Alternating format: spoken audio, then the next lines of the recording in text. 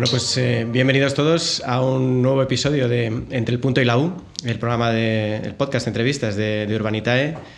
Yo soy Gonzalo Ordiales, director de contenido en Urbanitae. Hoy a mi derecha está Diego Gallego, que es el CMO de Urbanitae. Diego, encantado de tenerte por aquí. Encantado, como siempre, Gonzalo, ya no solo de tenerte al lado de la mesa, sino también aquí en el podcast. Y hoy tengo el placer de presentar a Uri Baiz, al que voy a presentar como divulgador y empresario por acotar un poco las facetas diversas en las que te mueves, ¿no? Pues mil gracias por la invitación. Muchas gracias, Diego. Un placer estar aquí. Y Ana, a pasar un buen rato con vosotros. Gracias por venir, Uri. Pues Uri, como hacemos con todos los invitados, repasamos un poco tu trayectoria, porque ahora estás de lleno lanzado en la startup en la PropTech de Habitación.com. Exacto. Pero a mí me gusta siempre tirar un poco de la trayectoria, porque el itinerario de cada emprendedor encuentro que es muy, muy particular, ¿no? No hay dos iguales. Entonces, lo primero que te quería preguntar: tú empezaste en otra área aparentemente completamente distinta, ¿no? Que es la ingeniería electrónica. Sí. Y lo primero que tengo que preguntarte es: ¿por qué estudiaste eso? ¿Tenías una idea de lo que querías hacer? No, la verdad es que es una muy buena pregunta, de cómo acabé allí. No. La asociación, que esto también fue... yo cuando era adolescente y ya estaba acabando el bachillerato y tal, pues me gustaba mucho los videojuegos y decidí, oye, pues hago informática, electrónica, que no tiene nada que ver, una cosa con la otra, pero esa fue mi asociación. Yo iba al principio para arqueólogo, porque me gustaba mucho la arqueología. Mis padres me dijeron, por aquí no. Y mi padre es arquitecto y me empezó a gustar mucho toda la parte de arquitectura, del sector inmobiliario y tal. De hecho, hay muchos trabajos de estos de la ESO y de bachillerato que yo hacía promociones y las maquetas y lo hacía yo, sí. Lo que pasa que, mi padre pues sufrió todo el batacazo del 2008 y me lo prohibió. Dijo, no, haz lo que quieras menos esto. Y dije, pues ingeniería electrónica por hacer algo. Y así acabé. Y entonces, a partir de ahí, yo creo que nunca he acabado de ejercer como ingeniero electrónico puro. He hecho otras cosas, pero así empecé. Pues te iba a decir, porque el principio de tu carrera pues discurre, digamos, en una empresa tecnológica, alineado, digamos, con eso que habías estudiado, pero pronto haces un MBA, ¿no? Como para orientarte también más al mundo de la empresa, del emprendimiento. ¿Tenías ahí ya un poco el gusanillo? ¿Cómo encajan las piezas ahí de ingeniero, pero con la vocación de emprendedor? Lo miro para atrás y la verdad es que fue un salto relativamente rápido. Yo empecé, como bien decías, pues en una gran empresa del sector industrial. Ahí hacía de ingeniero, no ingeniero electrónico, sino ingeniero en general de soporte técnico, sobre todo de la parte eléctrica. Y en ese momento me sale como una oportunidad de irme o saltar al departamento de ventas. Y digo que sí, porque al final pues hay ciertos directivos en la compañía que me dicen que es la forma más rápida de crecer. Me lo creo. Me voy a ventas, de ventas a desarrollo de negocio, y ahí me empiezo un poco a empapar de todo lo que es, una cuenta de resultados. Me dan mi primer P&L para liderar pues una vertical de negocio dentro de España.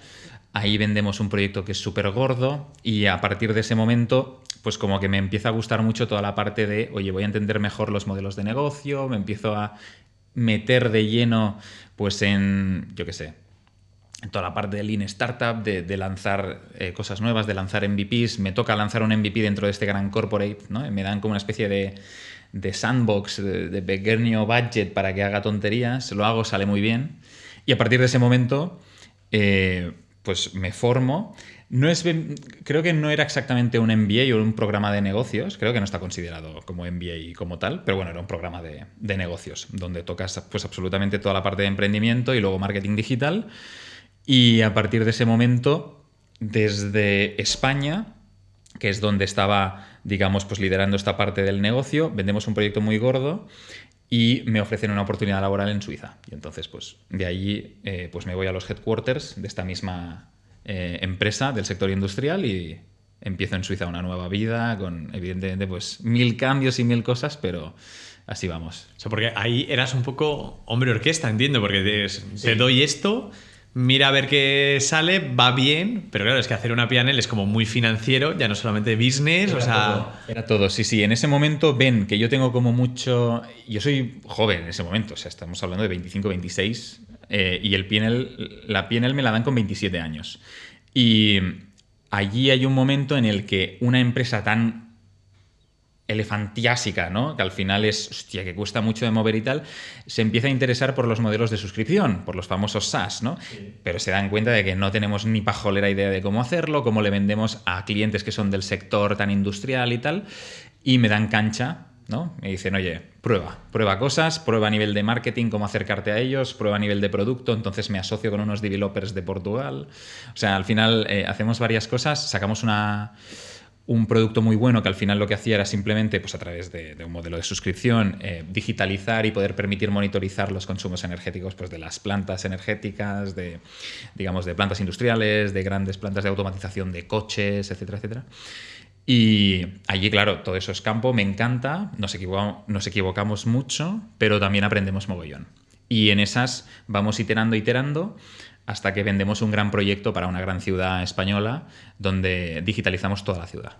O sea, pero yo creo que es muy vocacional, ¿no? El hecho de que te den algo y que no digas, bueno, pues sigo un poco como la regla o lo que ya se ha establecido. Es muy startupero eso, el hecho de querer hacerlo todo, y bueno, por eso te lleva al final ahora a la parte de emprendimiento, es lógico. Sí, sin duda. Yo creo que todo esto me inspira un poco también mi abuelo. Toda mi familia... O sea, al final han sido mucho de trabajar por cuenta ajena siempre, y un poco el raro era mi abuelo, que pues era emprendedor, también emprendía en el sector inmobiliario, hacía sus cosas y tal. Y a mí siempre me había llamado mucho la atención. Tampoco me había vuelto loco, pero ahora mirando para atrás digo, ostras, yo creo que hay muchas cosas que las mamé de allí. Las tenías indirectamente. Exacto, sí, dije, ostras. Y sí. Me inspiró mucho eso. Me empiezo a formar toda la parte de negocio, también hay ciertas partes de finanzas y tal, pero esto ya entra un poco después, sobre todo cuando me encuentro el P&L encima de la mesa, que digo, ostras, ¿esto qué es? Top line, bottom line, digo, hostia. Y a partir de ese momento, pues eso, le metemos mucha caña, sobre todo a la parte más startupera de empezar algo nuevo, y luego le ponemos orden, que es cuando ya me empiezo a formar en finanzas y me enamoro del dinero, y es cuando pues empezamos a formarnos en todo lo que es inversión. Y luego saco pues el canal de YouTube cuando ya estoy en Suiza, y así es como sigue la historia. O sea, la vinculación con el inmobiliario viene, aparte de tu habilidad con las maquetas y tu gusto por la arquitectura que decías, también algo con tu abuelo. Exacto, con mi padre por la parte de arquitectura, que me encantaba y tal, y yo después del cole a veces tenía que ir al despacho de mi padre, y mi padre pues no tenía ahí juguetes, ni videojuegos, ni nada, y lo que me daba era un PC con el AutoCAD y me decía, pues hacer líneas, dibuja, y dibujaba, y me gustaba. Sí, la típica libreta, el AutoCAD, ¿no? Exacto. Empezamos ya por AutoCAD, por ni siquiera el Paint. No, el AutoCAD, ojito. Es que era lo único que tenía él, y era divertidísimo, o sea, yo me ponía ahí a hacer líneas, y sí, se me quedó, y luego mi abuelo me dio el último punto de, hostia, pues se puede hacer también pues negocio con todo esto, y me gustó. Oye, la vida en Suiza, o sea, el cambio de puramente porque sigues residiendo allí, entiendo o no? Ya no. Ah, ya no. Sí, pensaba que es sorpresa. Sí. Volvimos hace relativamente poco para iniciar este proyecto que comentabas al principio, habitación.com. Lo intentamos hacer en remoto, pero al final técnicamente era muy difícil. O sea, operativamente tienes que estar donde están los activos inmobiliarios, claro. Pues si están en España, pues tienes que estar en España y punto, ¿no? Entonces, desde el principio ya volvimos. No lo sabe mucha gente. Yo lo he ido diciendo de vez en cuando, pero como hace como 8 o 9 meses que no publico contenido, pues la gente no tiene ni idea. Y la vida nos cambia bastante. O sea, cuando yo voy a Suiza, mi mujer Ana no me sigue el primer año todavía, porque todavía tiene alguna cosa por aquí, tarda un año en mudarse conmigo. Y ahí, bueno, te cambia el salario, yo lo hago justo en plena pandemia, también es verdad, o sea, cuando había las cuarentenas y todo eso, pues ahí todo. Y allí hay la parte de salario, está también, te das cuenta de cómo funciona un país del primer mundo de verdad, que yo venía de Barcelona y pensaba, pues este es el primer mundo y tal, y no sé qué, y claro, llegas ahí y dices, ostras, pero la administración funciona, pero va como un tiro. O sea, tú vas al ayuntamiento, te solucionan un problema en 24 horas, tú quieres abrir una empresa y está abierta en 48 horas, te solucionan cualquier tipo de problema al acto, o sea, es una pasada. La verdad es que a mí me sorprende, es muy fácil enamorarte del país, también tiene sus cosas malas, ¿eh? Pero te enamoras muy rápido y sobre todo a lo que es al empleado y luego al potencial emprendedor o empresario le ayudan mucho al principio. Es decir, pues no, digamos que no tienes esa cuota de autónomo que tienes que pagar, las cargas fiscales al principio pues son muy atractivas, no tienes que pagar IVA hasta los 100.000 euros facturados, o sea, hay una serie de cosas que, ostras, qué chulo. Incentivos, ¿no? Incentivos para poder crecer al principio y darte pulmón, ¿no? Después ya, pues evidentemente, empieza, pues las cosas cuando creces, pues también te crecen los gastos, pero no en la misma dinámica que aquí en España. Entonces bueno, yo creo que al final viajar y vivir en otros países y en otras culturas y tal, te cura muchas cosas. O sea, hay mucha gente que no sale de aquí nunca, ¿no? Y que opina mucho de, uy, qué mal que se hace ahí, uy, qué tal. Pero yo creo que viajar realmente te cura mucho y te hace darte cuenta de lo bueno que tienes aquí, ¿no? En España, y de lo malo también.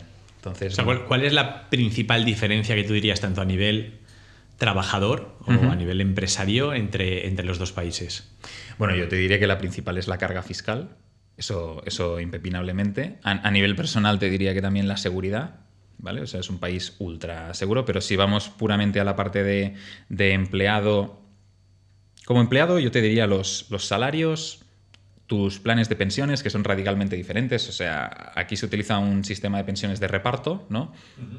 La gente que trabaja hoy paga las cotizaciones sociales de los pensionistas, y allí no. Allí es un sistema de capitalización, es un poco híbrido, pero bueno, es un sistema de capitalización que significa tú decides lo que cotizas y luego eso va para ti. O sea, está en una huchita y tú decides. Si cotizo mucho, luego me llevo mucho, si cotizo menos, luego menos, pero no dependes, ¿no? de la huella demográfica de ese momento del país. O sea, dependes más de ti mismo. De ti mismo, puramente. Sí, sí, sí. Y entonces tienes como esa libertad, ¿no?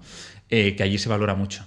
O sea, ahí cada suizo es increíble, porque allí el hecho de tener tanta responsabilidad tú mismo hace que tengan más educación financiera, que entiendan muchísimo más cómo invertir, cómo sacarle provecho a sus ahorros, y esto es muy diferente aquí. O sea, aquí no hay tanta educación financiera, aquí estamos más acostumbrados a, bueno... que me ayude otro, que ¿no? me ayude otro. O sea, sí. También es verdad que aquí la parte de meritocracia, que es una cosa que se habla... ¿no? Es un poco tema tabú a veces. Sí, a veces sí. No sucede en el resto de Europa. O sea, un poco lo que tú dices, ¿no? Allí es, según lo que yo haya hecho, así recibo. Exacto. Luego aquí es, bueno, depende, ¿no? Es un poco... Sí, está como mal visto, ¿no? Hablar de meritocracia está como mal visto, porque mucha gente que dice, pero hay una parte de componente suerte muy grande, que es verdad, hay una componente suerte enorme en cualquier cosa que hagas, pero la suerte te tiene que pillar trabajando y currando muy duro. O sea que realmente sí que hay una parte de mérito, evidentemente. O sea, nada es blanco-negro, hay grises, pero sí que es verdad. Y en Suiza lo tienen muy claro, y en muchos otros países también, y en muchos otros no. Pero bueno, a mí me gustó mucho el approach. ¿Echabas de menos ese primer año España, más allá de que tenías familia evidentemente aquí, o te fue muy rápido Yo me enamoré, la implantación? Me enamoré, Diego, o sea, me enamoré mucho del país muy rápido. Entré, que era, pues eso, pandemia en agosto. Sí que es verdad que cuando había época de cuarentena, pues lo sufrí, como todo el mundo, pero Suiza, al tener, ya te digo, los ciudadanos, la ciudadanía, hacen a rajatabla lo que dice al final el gobierno y las autoridades, ¿no? Y fueron de los primeros países que quitaron las mascarillas, que quitaron todo, porque, o sea, estaba todo como muy controlado. Y eso me permitió poder ver el primer verano ahí en Suiza. Ostras, país espectacular, 1000 lagos, los planes estos de barbacoas. Yo me enamoré, rapidísimo, me enamoré. Y además se respira como un sentimiento muy fraternal, porque ahora los números ya no son estos, pero antes, cuando yo aterricé allí, casi el 40% de la población era inmigrante. ¿Vale? Inmigrante, pues te encuentras allí gente de todo el mundo, te encuentras griegos, brasileños, sudafricanos, y una multiculturalidad enorme. Brutal, sí, sí. Y esto es chulo, porque el mismo que te está recibiendo ha pasado por el mismo camino en el que estás tú y te ayuda y te dice, no, te conozco un gestor genial que te va a ayudar y esto, lo otro, y te sientes súper arropado. Y eso lo agradecí mogollón. ¿Y fuiste solo? O sea, o un amigo o alguien que te pudiese recibir, nada. No, nada, a pelo. Bueno, con la empresa tuve mucha suerte y la empresa me ayudó. Me encontró primero un piso durante 3 meses, que era una especie de habitación también, y estuve ahí 3 meses y luego pues a buscar piso yo solo, que ahí es un proceso de aplicación serio, ¿eh? O sea, es como encontrar trabajo. Y el inmobiliario allí, o sea, ¿cómo de complicado es en general el tema del alquiler? Por ejemplo, hablamos mucho de España, ¿no? Sí. Madrid, Barcelona, masificado, alquileres altísimos. Sí. ¿Allí es así? Sí, el alquiler es muy caro, sobre todo en grandes ciudades. Si te vas a pueblos y tal, pues bueno, se reduce un poco. Yo, por ejemplo, pues estaba pagando, creo que eran 1.500 al mes en un pueblo. ¿Vale? O sea que es alto, lo que pasa que tu salario pues es el de España multiplicado por, no lo sé, 2,5, 3,5, ¿no? Entonces, claro, ya tienes en valor absoluto, tienes mucho más y no te importa tanto pagar pues esa renta o esa cuota de alquiler. Sí que es cierto que allí pasa al contrario. El mercado inmobiliario en España es 70% propietarios, 30% arrendatarios, y allí es al revés. O sea, el 70% alquila y el 30% es propietario. Pasa un poco en general en Europa, ¿no? Pero yo creo que las cifras de Alemania son muy parecidas también. Mismo. Es como, o sea, está más o no tan mal visto el hecho de, oye, no, yo vivo de alquiler. Sí. Es como mucho más común. Sí, sí, sí. Y de hecho eso hace... Es curioso, ¿eh? Porque, claro, en España tienes como esta cultura de la forma número 1 de ahorro es invertir en ladrillo, ¿no? Que aquí está como súper arraigado y allí no. En todos esos otros países, el hecho de que todo el mundo alquile o vive de alquiler hace que se interesen por otros activos, ¿no? También, que si la bolsa, que si los fondos, que si renta fija. Entonces conocen mucho más, tienen mucha más cultura financiera. A lo mejor también hay parte de la culpa que esté en eso, ¿no? Yo no digo que sea algo bueno o malo. Sí que es verdad que, por ejemplo, allí hay una especie de oligopolio en cuanto al tema de inmobiliario, ¿no? O sea, en cuanto a los propietarios, prácticamente hay muchos menos, en cuanto a relativo, muchos menos pequeños propietarios. O sea, normalmente son grandes, digamos, conglomerados, diría yo, de fondos o grandes familias que tienen mucho real estate, muchísimo. No como aquí, que hay un 90% de pequeños propietarios. Sí, sí. Bueno, has dicho que te enamoraste rápido del país y has dicho también ahora mismo que te enamoras del dinero en ese proceso de crecimiento dentro de la multinacional en la que estabas. ¿Cómo encaja aquí la parte de, digamos, invertir o de experto en inversiones, que también es otra faceta, ¿no? de Uribaise? ¿Cuándo empezaste a invertir o a interesarte por este tema de las finanzas personales? Pues bueno... Gonzalo, experto cero, ¿eh? O sea, que esto lo dice mucha gente, pero no es verdad, ¿eh? O sea, me considero cero experto. El punto fue, sobre todo en 2018-2019, yo empiezo a leer muchísimo sobre finanzas, sobre dinero. No me obsesiono con el dinero en plan, oh, Dios mío, esto es lo más, pero sí que me interesaba mucho saber, pues oye, cómo funcionaba. Y ahí leo mucho. Y empiezo a consumir muchísimo YouTube. Yo he sido siempre un gran consumidor de YouTube y sigo a dos grandes referentes americanos que se dedican pues, al sector de las inversiones, que si en inmobiliario, que si en bolsa. Empieza mucho cripto ahí en 2019-2018, ostras, empieza el boom y luego en pandemia explota, ¿no? Y entonces, a partir de ahí me empiezo a formar mucho en esto y es justo antes de irnos a Suiza que digo, oye, pues voy a empezar a invertir y hacerlo en serio ahora que ya he ahorrado lo que tenía que ahorrar y tal. Ahí empiezo en bolsa, o sea, haciendo stock picking, creyéndome más listo que el mercado y tal, y estoy haciendo value investing, decía yo.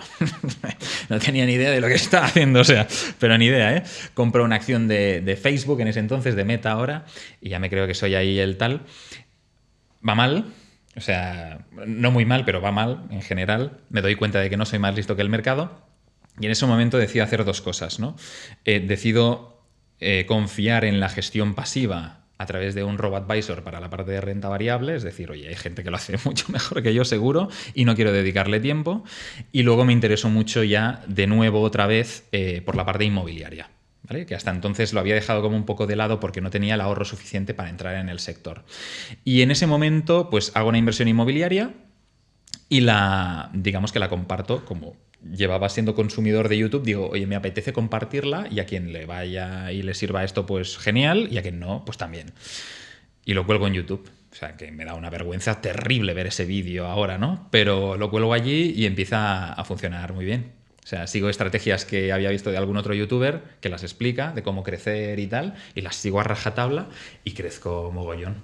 ¿Pero te le planteabas cuando hiciste ese primer vídeo, voy a ser youtuber? No. O sea, ¿cuál fue tu mente para decir, no, voy a grabarme, que ya es un paso importante, como bien dices? Muy importante. Pero una cosa es lo hago en mi casa y creo que lo puedo hacer bien, y otra cosa es, no, voy a grabarme yo solo, y más en ese momento, que había gente que lo hacía, pero bueno, había un poco de todo, ¿no? No, lo subo, veo que funciona, puedo dedicarme a esto. Sí, a mí siempre me ha gustado hacer un poco el payaso delante de la cámara y estas cosas, y entonces llega un momento que decido hacerlo porque estoy en Suiza solo. Me paso las tardes mirando a la pared blanca, así, sin muebles ni nada, y digo, tengo que hacer algo y empezar a ser productivo. Y digo, si había algún momento que tenía ese gusanillo de probarlo en algún momento, si hay algún momento es ahora, ¿no? Y entonces me pongo con el móvil, me compro un micro de solapa y a grabar. Y tengo un vídeo hablando yo solo, en plan presentándome el canal, que es lo que os digo, me da una vergüenza terrible, pero digo, voy a hacer esto y a quien le sirva bien y a quien no también, ¿no? Y me da mucha vergüenza, pero estoy muy orgulloso de ese primer vídeo. Y a partir de ese momento, ya os digo, todas las grabaciones, o casi todas, son desde Suiza, pero es ese impasse de mudanza, de ya ir desde Barcelona a Suiza. Y empiezan a crecer mogollón, porque monto como una especie de lista de reproducción de cómo se invierte en inmuebles, y cada vídeo es un paso, ¿no? Entonces indexo el nuevo vídeo con el anterior. Oye, si no has visto el anterior, vete y la gente miraba uno, el otro, ¿no? Daba igual en qué vídeo entrase, que se veía toda la ristra. Y esto el algoritmo lo engancha y dicen, buah, aquí hay una retención de usuario brutal, claro, y te empieza a elevar. Y entonces, pues, nuestro planteamiento, que era llegar a 1000 suscriptores en un año, pues lo conseguimos en menos de un mes. O sea, la cosa crece pero de forma espectacular, y hablo en plural porque me acompaña mi hermano en ese momento, que me edita los vídeos porque yo no tengo ni pajolera idea de edición, y ya está. Y entonces empieza a crecer. Y ahí, o sea, tú haces como un impasse y dices, bueno, pues voy a dedicarme a esto, o... No. ¿Sigue siendo un hobby para ti? Sí, es hobby total. Sí que es verdad que cuando vemos que llegamos a esos 1000 en tan poco tiempo, digo, hostia, hemos tocado una tecla que no es habitual, y entonces aquí se puede desarrollar algo. Y con Víctor, con mi hermano, con el editor, nos marcamos como unos objetivos trimestrales. Oye, en 3 meses tenemos que estar aquí. Y lo reventamos en 3 semanas. Y ostras, claro, y empieza a hacer así la curva, ¿no? Pero no teníamos un objetivo. O sea, no queríamos hacer de esto, vamos a montar un negocio y tal. No. Era simplemente crecer por crecer, a ver hasta dónde llegamos. Y sí que llega un momento, ya meses después y años después, que vemos que de ahí puede salir prácticamente mucho negocio o muchos nuevos negocios, ¿no? Desde infoproductos, grandes patrocinios con marcas, es decir, ahí ya empezamos a ver que, ostras, aquí puedes hacer muchas cosas.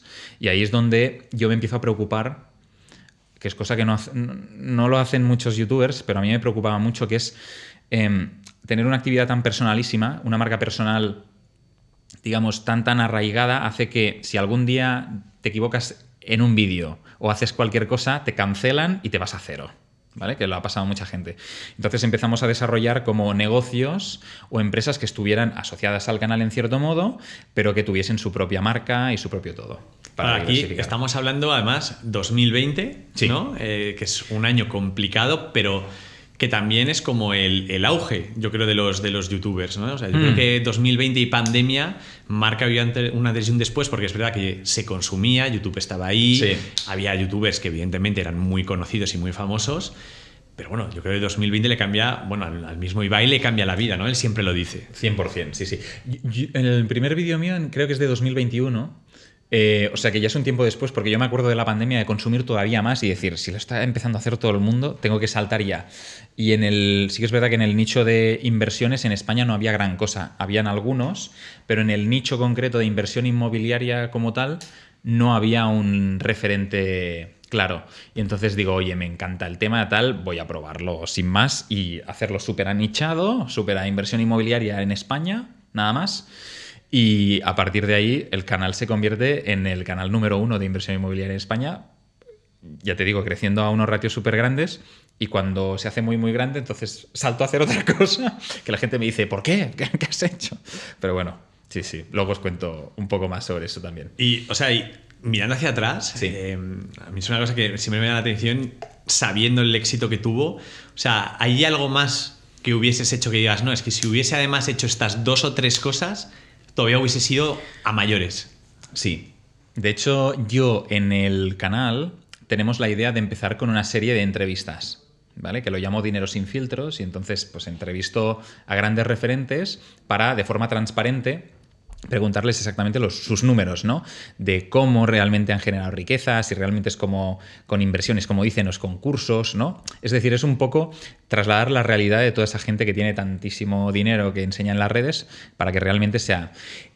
Pero lo hago dentro de mi propio canal y lo hago en un formato como muy campechano, en remoto y tal. Si eso, en lugar de hacer eso, hubiese montado esto, un podcast, que en ese momento no había un par de no es podcasts como en el ahora. mundo. No, ahora hay un mogollón de podcast y tal, que es un formato súper chulo y que realmente funciona mogollón. Pero si lo hubiese hecho mejor, yo creo que lo habríamos reventado en ese momento, pero a una escala más grande. Sí, porque no había ese tipo de contenido. Ahora hay... Sí, es verdad que yo creo, sobre todo en los últimos 2 años, quizás pandemia marcó ese paso de ahora consumo mucho YouTube, y el siguiente ha sido como esa evolución con la parte de entrevistas y pues eso, ¿no? Otros formatos nuevos que empiezan a evolucionar, que al final es derivado un poco de la radio, por decirlo de algún modo. Pero, ¿y tú qué eres? O sea, has sido youtuber y eres youtuber. O sea, ¿qué opinión te da a ti en general, por ejemplo, de todo el tema? Que últimamente ha habido pues como mucha polémica con todo el tema de, no, la gente que se va de España. Al final, por ejemplo, tú te tuviste que ir en tu momento... Pues porque pues lo que tú dices, oye, la empresa en la que estaba me dio esta oportunidad, estoy allí y de repente... Exacto. O sea, no lo hago por un motivo concreto, es porque me surge aquí y ya está, ¿no? Pero igual necesito que si alguien está aquí en España y decide moverse por otros motivos, los que sean, no sé, ¿qué opinión tienes tú sobre todo esto? O sea, sobre la gente que se mueve y que decide, pues oye, cambiar. Sí, ya sea por un tema fiscal o por un tema de decir, es que, joder, igual también en otros sitios, simplemente por lo que es el entorno... puedo tener otras oportunidades también. Total. No, a ver, yo siempre soy un firme defensor de la libertad de las personas en el sentido tanto geográfico como de hacer lo que les apetezca siempre que no invada la libertad del otro, ¿no? Entonces, en ese sentido, pues tanto la gente que se ha ido pues, a Andorra, a Dubái, a Suiza, a Alemania y tal, pues adelante, hacedlo. O sea, yo lo defiendo muchísimo. Además, como decía al principio, creo que tener este tipo de experiencias solo engrandece y te forma y te da muchísimo como persona, ¿no?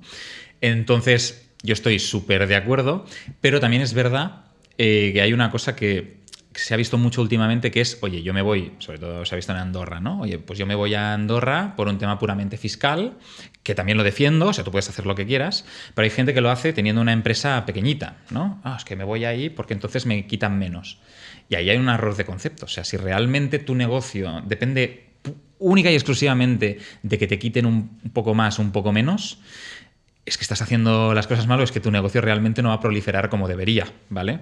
Que lo puedo entender cuando estés facturando o ingresando 100 millones, ¿no? Que dices, ostras, aquí me quitan 50 y ahí a lo mejor me quitan menos. Bueno, pues ahí yo no me voy a meter, ¿vale?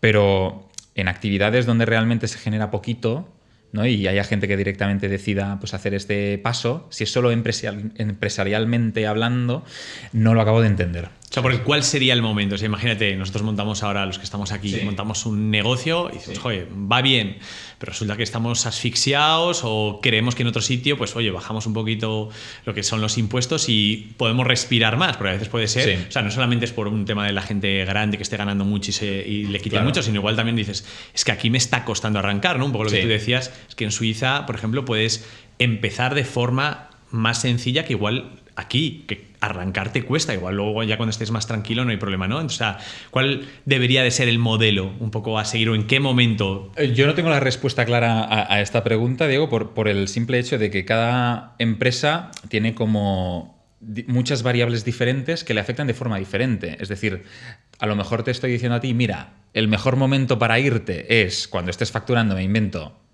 20.000 al mes, ¿vale? O 10.000 al mes.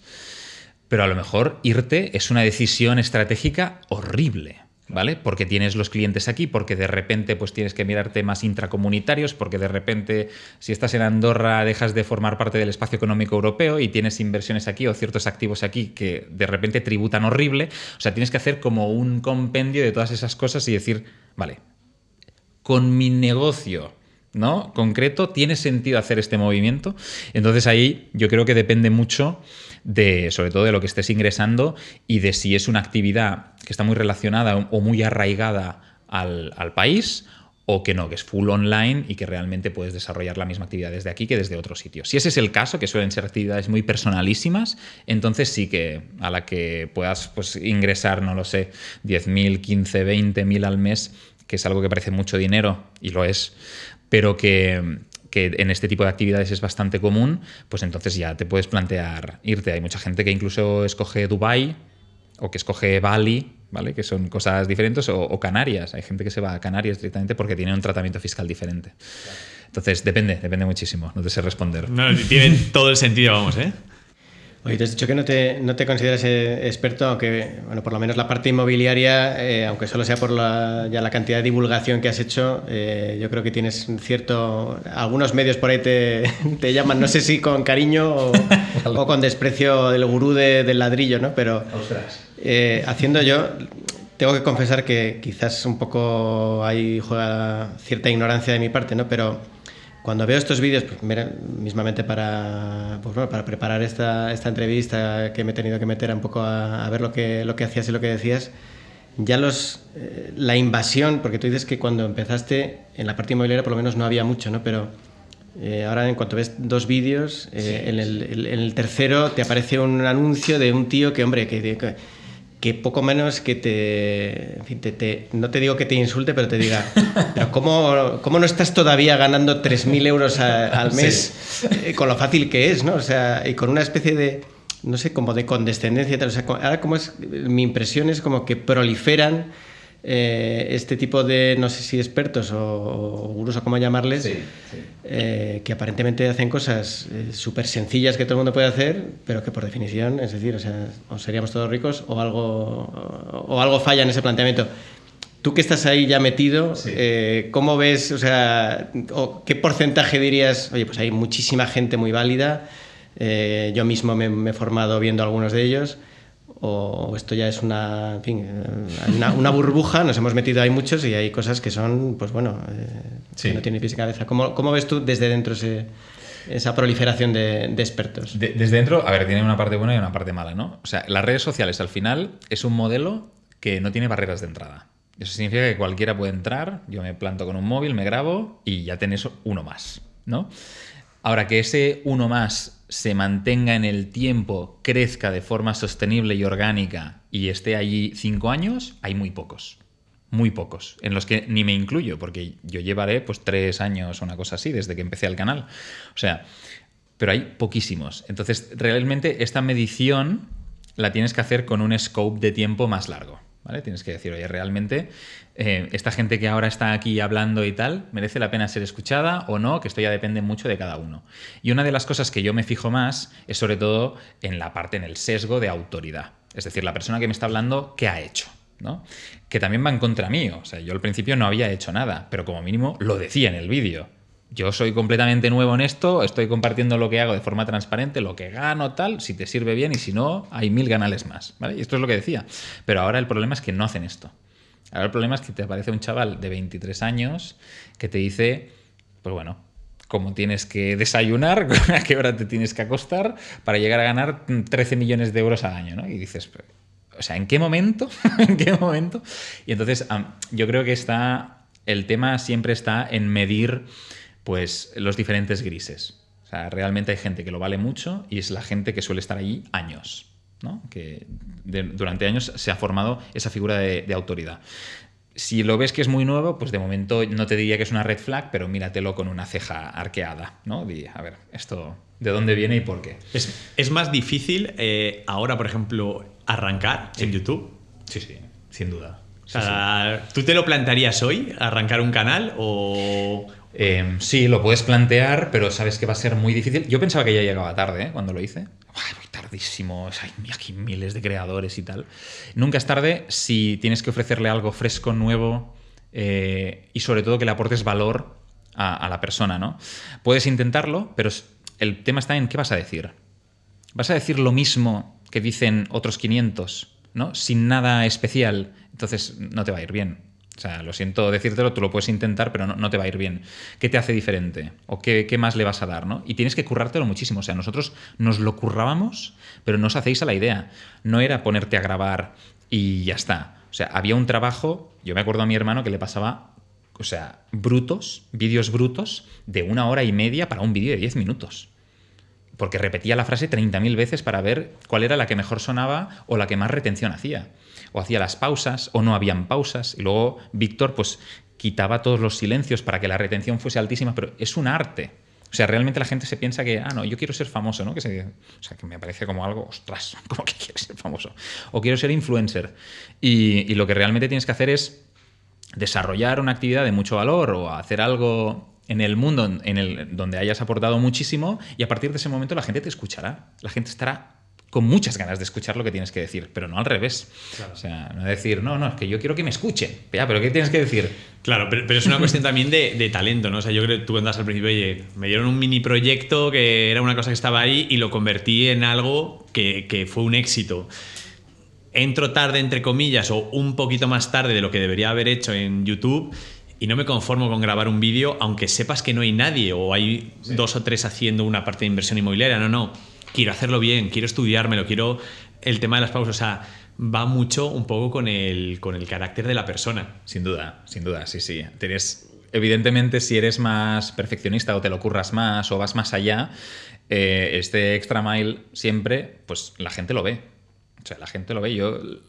Había chorradas, como por ejemplo que dentro de mis mismos vídeos ponía al principio como una pequeña edición de velocidad recomendada 1,25 o 1,5, para que el propio usuario diga, hostia, le acelero, porque yo mismo me escuchaba y decía, hostia, vaya chapa, ¿no? Que eso acelere, y lo ponía ahí. Y esta tontería la gente me dejaba en comentarios, que te dejen al comentario, también el algoritmo pues lo entiende como que está viralizando un poco más o que genera más interacción y tal, y hacía pues que funcionaran mejor. Y mira que va en detrimento del creador. O sea, cuando la gente te ve más rápido, la retención en valor absoluto decrece, ¿vale? Porque están menos minutos viendo tu contenido y en principio el algoritmo te va para abajo, pero me funcionó mejor.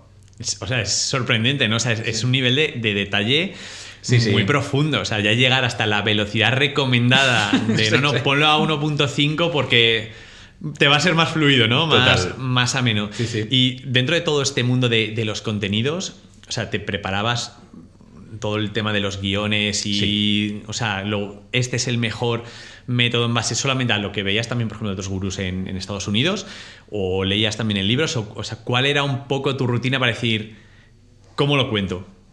Pues aquí sobre todo la parte más larga era de preparación y de investigación y documentación, o sea, con diferencia. A lo mejor me tiraba 2 días enteros o 3 solo documentándome sobre un tema, a veces menos, a veces tienes que contar algo más rápido y entonces tardas pues 5 horas, no lo sé. Pero yo me tiraba sobre todo para temas económicos, para temas de mercado. Claro, a mí me veían muchos economistas. Es que esto es muy fuerte. O sea, yo sin ser economista me veían muchos economistas. Y claro, tenías como la presión de que te están ahí con la lupa, ¿no? Y entonces te tienes que cerciorar de que todo lo que vas a decir está bien, esto es así, esto es así y tal. Y ahí me tiraba mucho tiempo y luego pasaba la parte de guionización y entonces yo me hacía el guión. Y hay mucha gente que lo que hace es se pone simplemente unos bullet points, bueno, tengo las ideas aquí más o menos, y yo sobre la marcha voy soltando. Es el error más grande que puedes cometer. Porque realmente, o sea, se nota mucho cuando una frase está pensada. Tú no lo ves como usuario, tú no lo ves, simplemente ves que el tío fluye, que flipas y dices, ostras, qué retención, qué bueno, ¿no?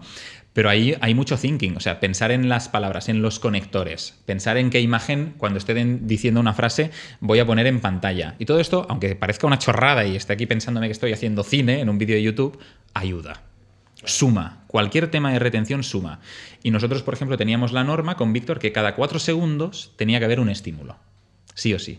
O sea, tiene que haber o un cambio de patrón, tiene que haber de repente un cambio de imagen grande, algo que retenga al usuario y que quiera estar más.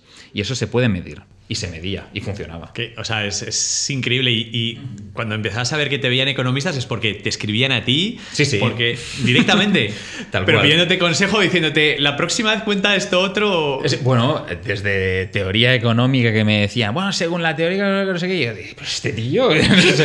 y no, hay mucha gente que sobre todo, por ejemplo, a mí me veían más que a economistas que tienen canales de YouTube. Y claro, ¿por qué ocurre esto, no? Si al final yo conozco o soy conocedor de muchísimo menos que estos otros creadores, ¿no? Y el motivo es porque hay otras cosas que valora la audiencia. Que hables claro, que les expliques cosas muy complicadas de forma muy fácil, que le metas humor. La gente tiende sobre todo a tratar de ver lo que le gustaría, o sea, de proyectarse en el contenido que está viendo. Entonces, digamos, cuando es gente joven, pues tiende mucho más a ver una persona joven que una persona más mayor, y todo esto ayudaba. Entonces era un compendio de cosas que yo siempre he resumido como magnetismo, ¿vale? Que es algo que atrae, o sea, que después de ver el vídeo, cuando vuelves a sacar un nuevo vídeo, vuelven, ¿no? Entonces ese magnetismo se genera pues a través de estas distintas variables que hay. Pero es un poco, o sea, parece como que esté todo muy medido y tal, pero en realidad es una cosa que vas haciendo, vas viendo y vas aprendiendo, ¿eh? Vas diciendo, Claro. esto funciona y esto no. ¿Y te veía más gente más mayor, más joven? ¿Tenías un poco de todo? Sí, pues lo que te he dicho, al final que la gente proyecta en YouTube lo que quiere, ¿no? Entonces la mayoría eran gente joven, como yo, la gran mayoría, pero sí que había público mayor también, sí, de 40 y pico, 60 y picos y tal, también había bastante. Pero la gran mayoría era gente española, varones. En ese caso creo que 70% varones, una cosa así, de la misma edad que yo, o sea, de la misma franja. Sí. Pues yo creo un poco en general, a veces cuando hablamos de inversión entendemos que no es algo como muy, ¿no? O sea, normalmente se invierten más los hombres, es algo que suelen mirar un poco más. Es verdad que tampoco ha salido, o sea, en el mundo en general, pues algún referente más femenino hablando normalmente de inversión. O sea, yo creo que cada vez hay más y es una cosa muy buena y hay como más diversidad, sobre todo el hecho de que no parezca que son cosas como de nicho, ¿no? No, esto es una Exacto. cosa más de un lado o del otro.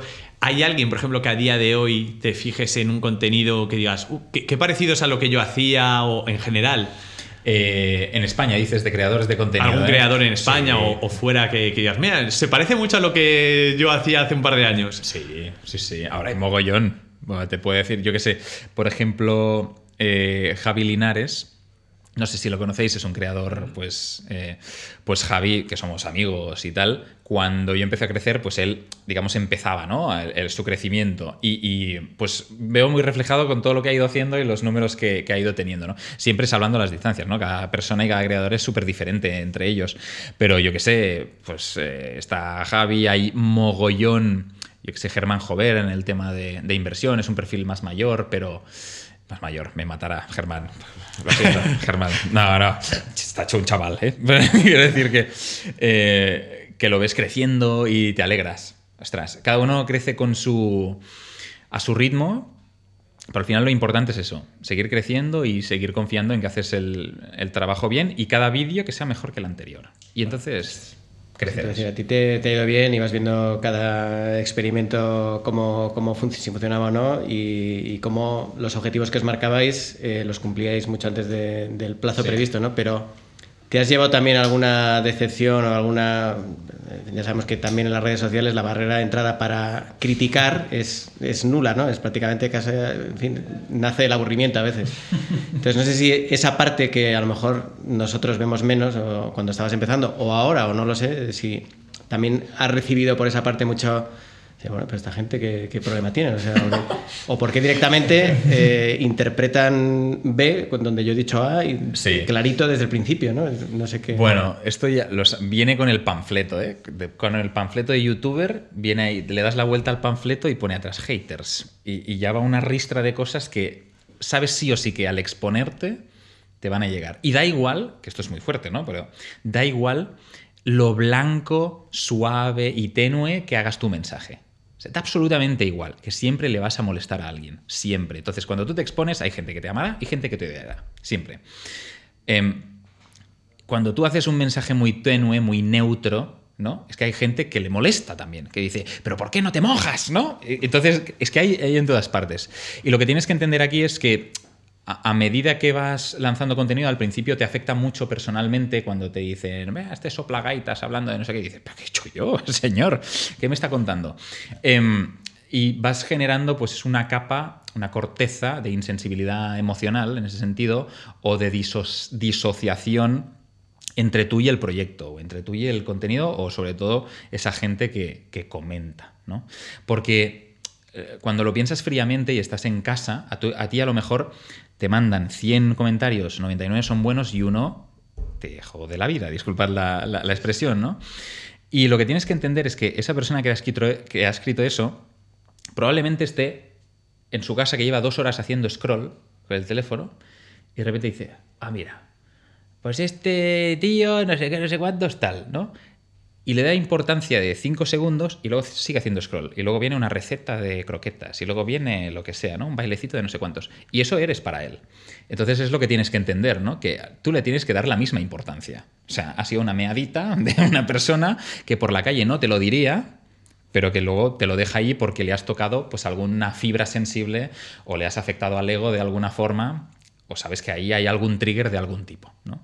Y simplemente teniendo eso en cuenta, pues cada vez te vas insensibilizando más a esto. Claro, y a nivel familiar, ¿cómo habéis llevado todo este tiempo? Porque claro, pasar de, yo me lo imagino, ¿no? Y dices, joder, mi pareja que se pone de repente a hacer vídeos y empieza a tener un montón de auge. O sea, eso tiene que generar pues mucha emoción y no sé, una situación ahí, bueno, a ver cómo gestiono esto. Sí, al principio, sobre todo, el miedo principal que yo tenía cuando empecé a lanzar contenido era, o sea, la roca, el obstáculo principal en mi camino ha sido el qué dirá mi familia. O sea, tú fíjate, ¿eh? Lo mal que estamos, ¿vale? Como para pensar, hostia, mi familia se reirá de mí, ¿no? O me dirán, ¿qué haces? Y luego ocurrió en parte, pero luego te das cuenta que hay mucha familia, porque tengo familia muy heterogénea, ¿vale? Pero luego hay parte, todos lo han acabado entendiendo, todos han dado su soporte y tal. Algunos al principio soltaban algún comentario que dices, sobra, esto sobra, pero bueno. Pero sobre todo de la familia, del círculo más íntimo, pues tus padres, tu hermano, tu pareja, lo que sea, te apoyan mogollón. Y eso te ayuda muchísimo. Pero el primer miedo que tienes que vencer es ¿qué dirán? Y los del trabajo, bueno, imagínate, toda la oficina riéndose, en plan, mira, tal. Y yo lo hice, tuve suerte que cuando lo estaba haciendo, justo me estaba mudando a Suiza, se acabaron enterando todos, yo no dije nada, pero uno vio el contenido, de, pero esto no es el tío del departamento de no sé dónde, tal, y bueno, la oficina, que era una oficina de 1000 y pico personas, al final se enteraron todos. Pero bueno, tienes que vencer este miedo.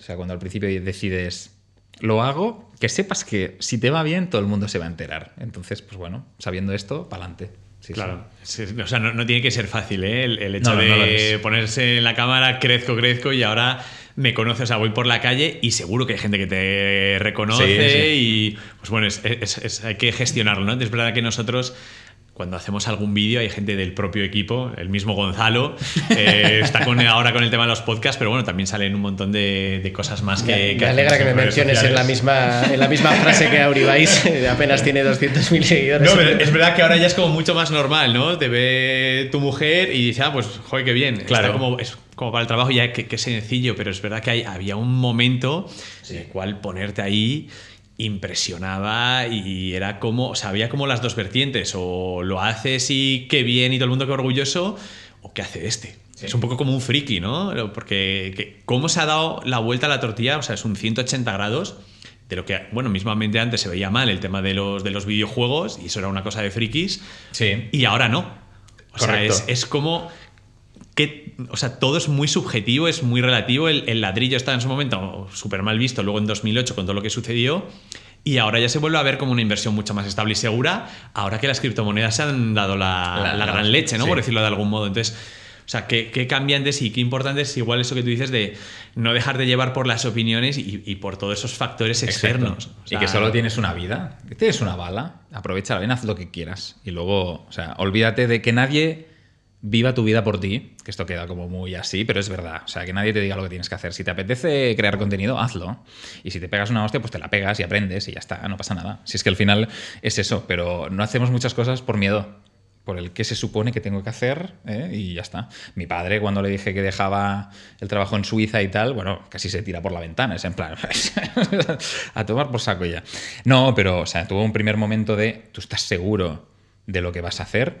Y yo, que sí que lo hice desde la coherencia de, oye, construir una serie de fuentes de ingresos que me dieran igual o más que lo que tenía para poder hacer un salto sin perjudicar absolutamente nada de mi vida, pues entonces lo entendió. Bueno, Uri, estabas justamente diciendo que cuando decides dejar el trabajo en Suiza para formarte y dar tus pasos hacia la libertad financiera, ¿no? Que tienes de objetivo 2030, que no sé si ha cambiado, a tu padre casi le da algo.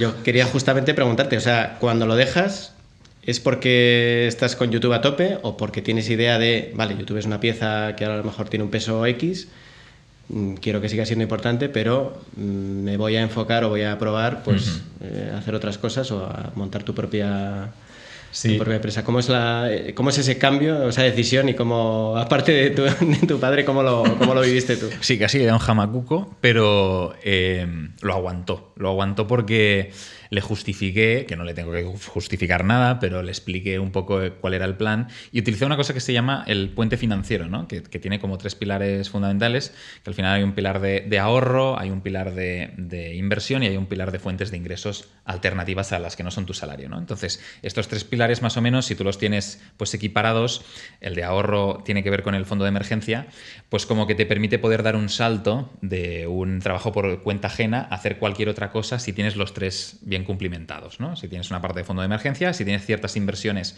que te permiten el día de mañana, oye, si tienes alguna emergencia, pues yo que sé, puedes liquidar, pero si no va a seguir creciendo eso. Y luego otras fuentes de ingresos alternativas, que en ese caso eran YouTube y eran diferentes pues, pequeños negocios que teníamos y los diferentes sponsorships y patrocinios con el canal. Entonces, como todo esto pues sumado daba más o menos lo mismo que tenía yo por cuenta ajena, dije, ahora es el momento. Es decir, no hubo en ningún momento un salto al vacío sin paracaídas, ¿no? Siempre tenía un paracaídas. Y esto es importante porque hay gente que lo hace sin paracaídas. En plan, no, yo es que creo muchísimo en mí mismo. Digo, ya. Sí, lo veo. Pero oye, no pasa nada si te estás 3 meses más ahorrando o haciendo cualquier otra cosa, ¿no? Entonces, ese fue un poco el salto coherente, por así decirlo. Y nada, a partir de ese momento fue dejarlo. También es cierto que no lo dejé con la idea de... Oye, a partir de ahora voy a hacer solo YouTube porque he descubierto que es lo mío, que también, pero sobre todo fue darme cuenta, levantarme cada mañana a las 7 de la mañana o a las 6:30 y pensar, hostia, pues en la oficina yo estaba cobrando un muy buen salario suizo, pero cada día, pues ahora tengo una reunión con ese tío de ahí que me cae fatal, que no nos importa nada el uno del otro y tal, pero tenemos que hablarlo y esto me pasaba X veces, ¿no? Y yo, mira que soy un tío fácil de tratar, ¿eh? Pero bueno, ahí en Suiza es todo como muy recto y tal, y dentro de los headquarters se respiraba dentro de esa oficina mucha tensión, ¿vale? Cuando había cuentas de resultados, Y nada, o sea, me cansé. O sea, fue en plan, oye, ¿por qué estamos haciendo esto? ¿Por qué estoy haciendo esto? Que sí, que es un muy buen salario, pero ¿cuál es la finalidad? Y me imaginé yo solo pues teniendo 80 años y diciendo, ¿y si hubiese emprendido en ese momento? ¿Y si lo hubiese probado?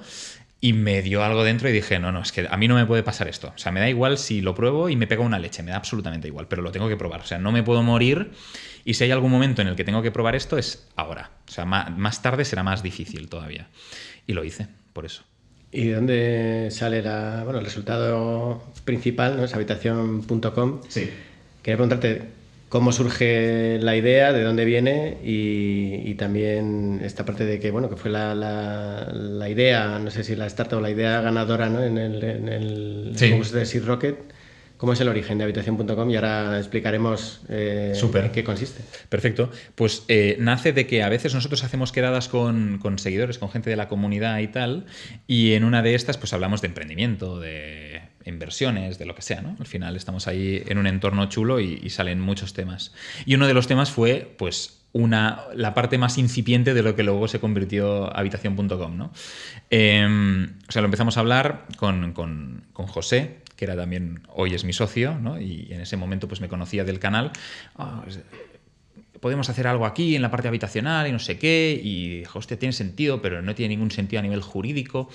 Y entonces lo empezamos a discutir y empezamos a invertir sobre todo en despachos de abogados. O sea, oye, esto a lo mejor tiene sentido si lo hacemos. Y invertimos en despachos. Al principio los despachos te dan todos que estás loco de remate, pero luego hay un despacho que lo compra. Oye, si lo haces así sí que se puede hacer, si lo haces así, y de repente todos los despachos, con este marco sí. Y entonces a partir de ese momento pues ya lo hablas con los bancos, dicen que sí, y eso ya son, digamos, las semillas, ¿no? Un poco la semilla general de lo que luego ha sido habitación.com, que cambió mucho o bastante de lo que era inicialmente, pero ahí es como nace. Entonces, a partir de ese momento sacamos un vídeo en YouTube simplemente para ver, oye, a ver si captamos 200 leads. O sea, el objetivo era 200 interesados. Si hay 200 interesados, nos ponemos a saco. Si no, pues oye, no ha funcionado y ya está. Y solo con ese vídeo generamos una lista de espera a día de hoy de 15.000 personas, sin hacer nada más, ni pagar ni un euro de marketing ni nada. O sea, solo con eso. Y claro, entonces dije, oye, hay Problem Solution Fit, o sea, eso está testeado. Y entonces empezamos a lanzarlo ya operativamente y en serio. Y empezamos pues a construir todo el marco de forma seria. Nosotros llevamos mucho tiempo ya haciéndolo, ahora casi 2 años, y ya lo teníamos prácticamente cerrado. Ahí acabamos los últimos matices cuando vemos que tenía ya mucho sentido. Acabamos de cerrar los acuerdos con los bancos para sacar la parte financiera y empezamos ventas este año. O sea, en febrero o marzo fueron las primeras ventas de este año. Se chequea, entran las habitaciones en el registro de la propiedad. O sea, se hacen todos los checks y ahora crecemos. Y la idea, para que lo entienda todo el mundo, es no sé tanto si comprar o invertir en habitaciones, no en viviendas ni inmuebles tal, sino en habitaciones. Sí, y esto... es decir, exacto, perdona Gonzalo que te he interrumpido. No, nada, porque justamente te quería dar la oportunidad de explicarlo bien y de contarlo, porque sé que hace unos meses pues tuviste precisamente una experiencia no del todo satisfactoria, ¿no? Con algunos medios en fin, que no te dieron mucho pie o no estuvieron muy por la labor pues de contar realmente, que yo entiendo, porque para mí no es obvio la idea de comprar una habitación, no es obvio. Claro. Todo el mundo piensa a lo mejor en alquilar, en una cosa temporal, que digas, pero comprarlo, pues total. No es evidente. ¿Qué sentido tiene esto? Simplemente decir que lo que expliqué de los medios fue una parte pequeña. La gran mayoría de los medios se portaron bien. Sí. O sea, tuvieron rigor y tal, pero hay algunos que dije, esto tengo que contarlo porque ha sido increíble. Bueno, Habitación.com es la forma inteligente de compartir piso.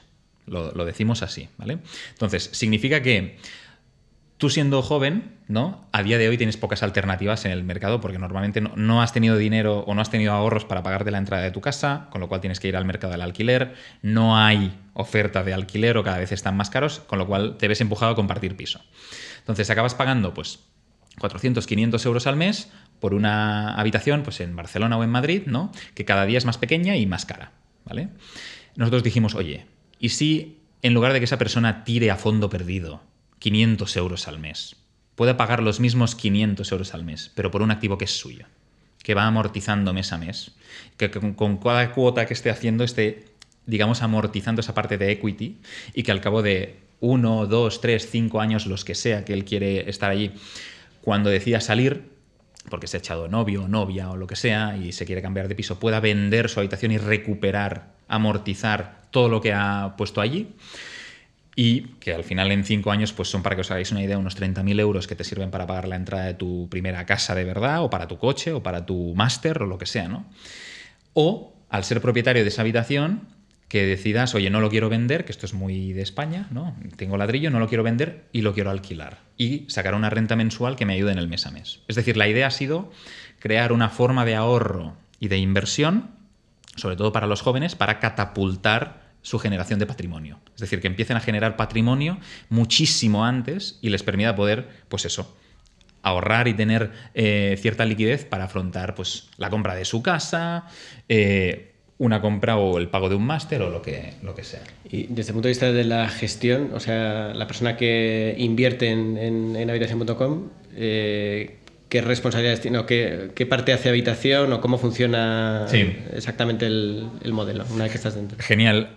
O sea, una vez tú eres copropietario, nosotros hacemos todo por ti. Es decir, estás en una situación de copropiedad, tú cuando compras una habitación compras una fracción del inmueble, es decir, compras una parte indivisa, un proindiviso. Es la misma forma jurídica que cuando compras con tu pareja un piso, que compráis los dos al 50%, pues esto es lo mismo, en lugar del 50%, pues al 25%, al 20%, lo que sea la cuota que te corresponda, ¿vale?